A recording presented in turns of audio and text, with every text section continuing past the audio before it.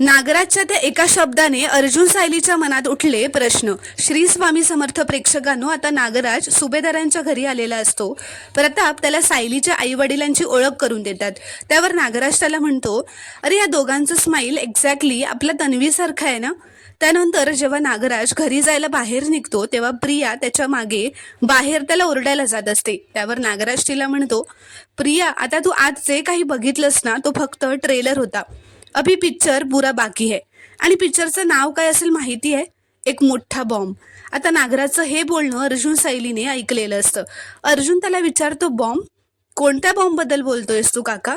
ते बघून आता नागराजला सुद्धा धक्का बसतो, कारण या दोघांचं बोलणं अर्जुन सायलीने ऐकलेलं असतं व अर्जुन सायलीला खूप मोठे प्रश्न पडलेले असतात। प्रेक्षकांनो, नागराज आता घरी येऊन प्रियाला एक कल्पना देऊन गेलेला असतो की तो काय करू शकतो व कसं तिला कधीही सगळ्यांसमोर तिचं सत्य एक्सपोज करू शकतो। प्रेक्षकांनो, तुम्हाला जर का हा शॉर्ट रिव्ह्यू आवडला असेल तर व्हिडिओ लाईक करा व चॅनलला प्लीज सबस्क्राईब करा।